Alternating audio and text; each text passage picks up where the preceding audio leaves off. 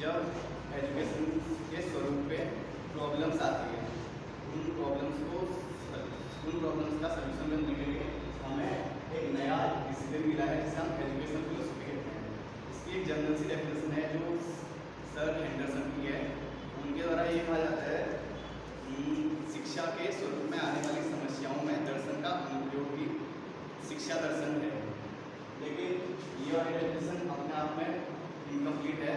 उसके बाद एक नई डेफिनेशन है जो उसके अकॉर्डिंग शिक्षा के स्वरूप में आने वाली समस्याएं और दार्शनिकों ने जो अपने अपने मत दिए हैं उसमें उन सभी का एक संयोजक रूप और उसमें आने वाली शिक्षा में आने वाली प्रॉब्लम्स का सलूशन है, उसे एजुकेशन फिलोसफी कहते हैं। एजुकेशन फिलोसफी का जन्म तब होता है जब जैसे कि सबसे पहले फिलोसफी है। फिलोसफी जब हम किसी चीज़ के बारे में जानते हैं, जैसे कि फिलोसफी के अंदर आने वाले क्षेत्र हो गया आत्मा परमात्मा और ये जो जीव जगत है वो सब फिलोसफी के अंदर आ गया। इसके बाद जो हमारे मन में प्रश्न आते हैं कि संसार में हमारा और हम इस संसार में क्यों है और हमारा महत्व क्या है, मतलब मानव जीवन का इस संसार में क्या महत्व है। वो महत्व को जानने के बाद हम अपने जीवन में कुछ उद्देश्य बनाते हैं जो प्रायः हम उद्देश्य तब बना सकते हैं जब हम एजुकेट होंगे, हम किसी चीज़ की शिक्षा लेंगे तब हम उद्देश्य बना पाएंगे अपने जीवन के। इन उद्देश्यों की प्राप्ति के लिए हमें एजुकेट होना जरूरी है। बाकी फिलोसफी और इन दोनों में जो उद्देश्य हैं वो हमें एजुकेशन से मिलने हैं। एजुकेशन और फिलोसफी एक दूसरे के एक सिक्के के दो पहलू होंगे। तो इसी पॉइंट पे एजुकेशन फिलोसफी का ऑरिजिन हुआ है। और इसके बाद आता है नेचर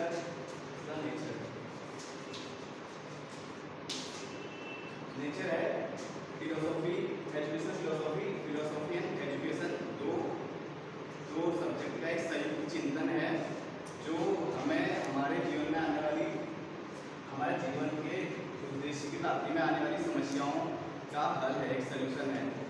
और एजुकेशन फिलोसफी एक निर्देशात्मक है, ये निश्चय नहीं है, मतलब ये आपको एक दिशा निर्देश प्रदान करता है कि कोई प्रॉब्लम है जिसकी हम सीख नहीं पा रहे हैं इस चीज़ को, तो उस सीखने में आने वाली बाधा में एक जो फिलोसोफर होता है वो थिंक करता है उसके बारे में कि आपके बच्चे क्यों नहीं सीख पा रहे हैं। तो जो उसकी फिलोसफी निकल के आएगी उसके बाद अगर वो फिलोसफी समाज के हित में है और लोग उसका अनुसरण कर रहे हैं तो वो एक नई फिलोसफी बन चुकी है अपने आप में। और उसमें मतलब बच्चे उसके बाद उनकी जो शिक्षा में परेशानी आ रही है उसका एक सलूशन हो गया वो सब एजुकेशन फिलोसफी वाले पे आएगा, उसका नेचर। और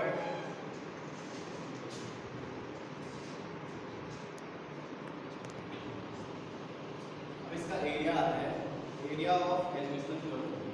इसके एरिया में जैसे कि ये इससे मिलकर बनाया, इसका सबसे बड़ा एरिया हो गया एजुकेशन और फिलोसफी, दोनों इसके एरिया हो गए।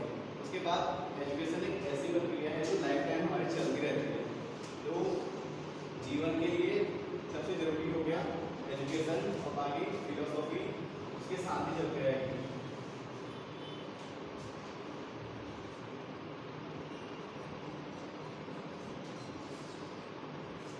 बाकी अनुशासन इसका एक स्कोप है, इसका एक क्षेत्र है। अगर हम डिसिप्लिन नहीं होंगे तो हम कुछ चीज़ सीख नहीं पाएंगे। डिसिप्लिन होना अपने आप में एजुकेशन का एक पार्ट है जो एजुकेशन फिलोसफी के अंदर आता है।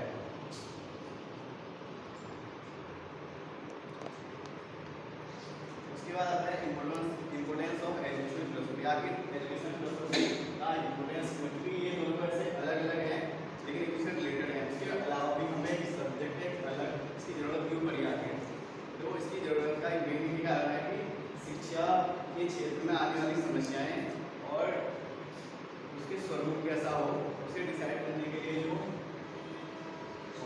क्राइटेरिया होना चाहिए वो एक पर्टिकुलर सब्जेक्ट पे बेस्ड होगा, जो नया सब्जेक्ट निकल के आया है एजुकेशन फिलोसफी, इसलिए इसका इम्पोर्टेंट है। बाकी स्कूल प्रोग्राम और ये सब उनका स्वरूप कैसा हो वो एजुकेशन फिलोसफी का एक इम्पोर्टेंस है। और इस ब्रह्मांड में हम क्यों है, हमारा महत्व क्या है, उन सब के बारे में जानने के लिए एजुकेशन फिलोसफी जरूरी है।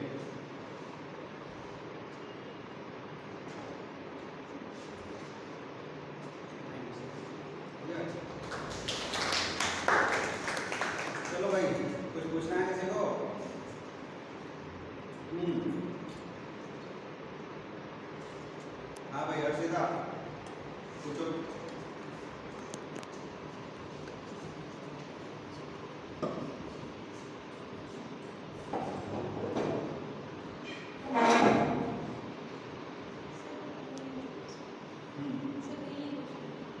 क्या चीज हुआ? मतलब सब समझ में आ गया? सब क्वेश्चन मैंने नहीं अभी नहीं। हाँ सर मैं 2 मिनट लेना चाहूँगी क्वेश्चन पुट करने के लिए। बैठो। हाँ भाई भैया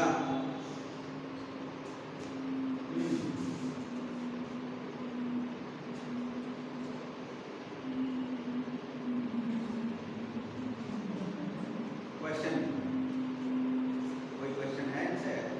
क्या सब समझ में आ गया? हाँ हाँ अस्मिता हाँ एजुकेशन क्लास में स्पोर्ट्स कौन से होते हैं? स्कोप और हाँ स्कोप की बात करते हुए स्कोप और एरिया की बात की तो उसका सबसे बड़ा स्कोप हो गया आपका एजुकेशन में आने वाली प्रॉब्लम्स, क्योंकि उसी के लिए इसका ओरिजिन हुआ है। जो प्रॉब्लम्स एजुकेशन में हमारे लाइफ में आती है उसकी प्रॉब्लम्स के सलूशन के लिए ही नए सब्जेक्ट का निर्माण हुआ है एजुकेशन। इसके अलावा इसके स्कोप जो हमारा पूरा क्राइटेरिया है नॉलेज का, हम उस एरिया को कवर करेगा और जो भी हम ये पाठ्यक्रम में पढ़ रहे हैं उस रिस्पेक्ट को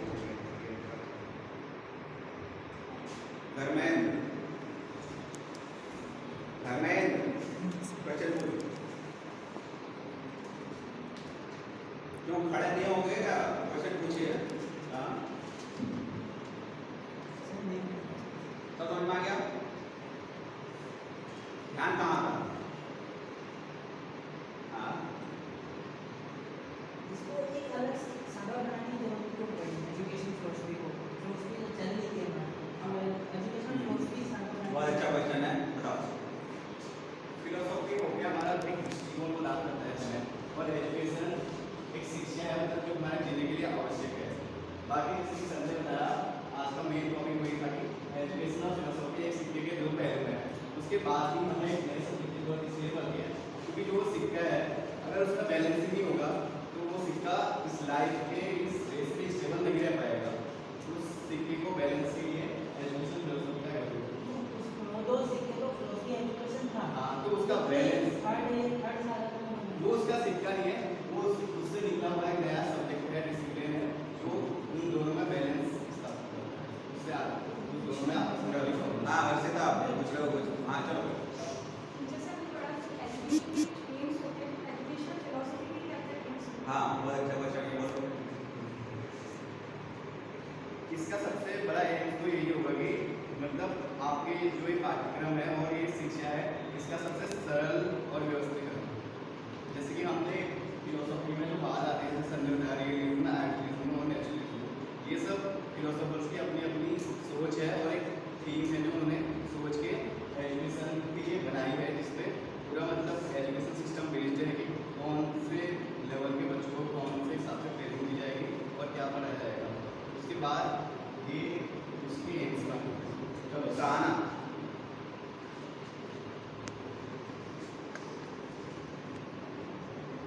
कोई क्वेश्चन नहीं, मीन्स समझ में आ गया? हाँ योगिता बैठ योगिता। एजुकेशन फिलॉसफी की नेचर क्या होगा आप दोबारा से समझाएंगे? हाँ क्या नेचर हाँ nature of education philosophy.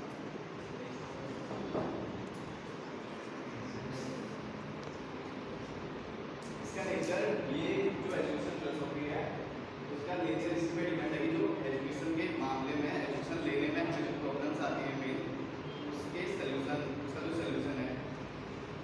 Education और फिलॉसफी तो अलग-अलग सब्जेक्ट है, उसके अपने-अपने नेचर है। एजुकेशन और फिलोसॉफी तो अलग अलग सब्जेक्ट है लेकिन एक दूसरे इंटर रिलेटेड है। उसके बाद ही उसमें निकला हुआ है एक नया उसका स्वरूप है जो इस एजुकेशन के फील्ड में फिलोसॉफी का अनुप्रयोग है। हाँ भाई रोहित मेरा क्वेश्चन कुछ अलग था वो मतलब आपसे है। मेरे से क्वेश्चन कल करना, आज तो आपका लेना है। हाँ आप पूछिए। एजुकेशन और फिलोसफी एक सिक्के के 2 पहलू हैं। इनको परिपूर्ण करने के लिए क्या क्या प्रयास करेंगे? कंप्लीट करने के लिए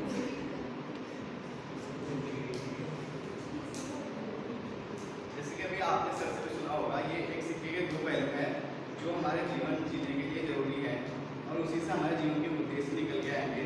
तो इन दोनों के बिना आप अपने जीवन का उद्देश्य नहीं बना सकते। आपका क्वेश्चन को और स्पष्ट करेंगे, थोड़ा और स्पष्ट करेंगे क्वेश्चन। जो भी क्वेश्चन है आपका, बड़े होते हैं जो भी, हाँ क्वेश्चन को थोड़ा और स्पष्ट कर दीजिए। बस देखो पहले शुरू भी करता है कोई नहीं भाई, क्वेश्चन होंगे तभी सीखोगे, है ना। मेरी क्लास में क्वेश्चन करने से कोई डरने की जरूरत नहीं है ना। डाउट होंगे तो हम भी क्लियर करेंगे भाई, है ना। और जब बच्चे को क्लियर, जब आंसर देना सीखोगे तब आप भी टीचर बनोगे। हाँ तो एक थोड़ा सा क्लियर कर दीजिए क्वेश्चन, तो मेरे भी एकदम से नहीं एडजस्ट हुआ ना, डाइजेस्ट नहीं हुआ। हाँ क्या क्वेश्चन था? परिपूर्ण करने के लिए किसको परिपूर्ण करना है? शिक्षा और दर्शन को एक साथ लेके अच्छा हम अपनी लाइफ में कैसे उन दोनों को एडजस्ट करें। अच्छा, शिक्षा और दर्शन में तारतम्य बिठाने के लिए, बैलेंस बनाने के लिए क्या करा जाना चाहिए? तारतम्य बनाने के लिए थोड़ा सा चलो इस पर और विचार करेंगे, है ना।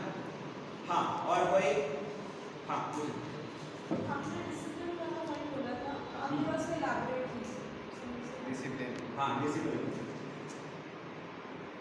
एजुकेशन की फील्ड में आने से पहले मतलब यही एक डिसिप्लिन भी है कि हम यूनिफॉर्म पहन के आएंगे और क्लासरूम में टीचिंग होगी, प्रेयर होगी, ये डिसिप्लिन ही है। डिसिप्लिन उसमें अपने आप में ये है कि आपने जो सीखा और आप जो सीखना चाहते हैं उसमें मतलब आपने सामंजस्य से बैठाया और आप अगर ये सीखने आ रहे हैं तो आप क्या सोच के ये सब सीखने आए हैं।